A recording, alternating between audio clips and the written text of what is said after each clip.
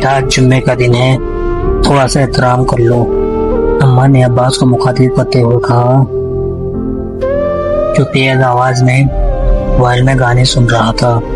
جسے ہی دادی کی آواز سنی تو بڑبڑاتا ہوا آیا، ایک تو میں اس بڑھیا کی بک بک سے تنگ آ گیا ہوں، معلوم نہیں کب اس سے جان چھٹے گی۔ عباس کی آواز سن کر عباس کی والدہ بھی مریم کے کمرے سے باہر آئی۔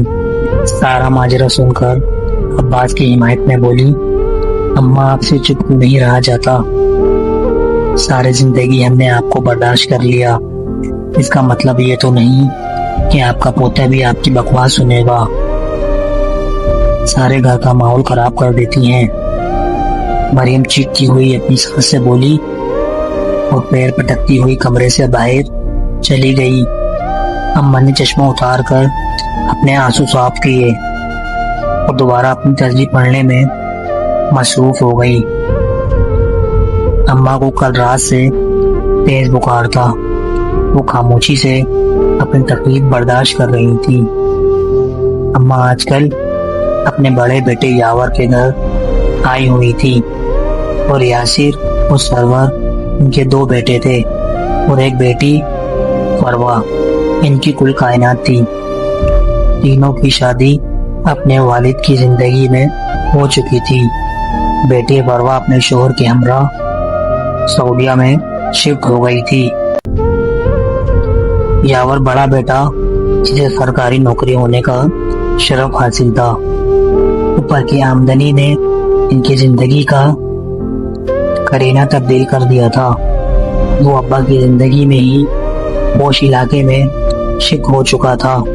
دوسرا بیٹا سرور ایک مکینک تھا، ابا کے دوست کی بیٹی سے شادی کی تھی، وہ اپنے دکان کے قریب ہی گھر میں شفٹ ہو چکا تھا۔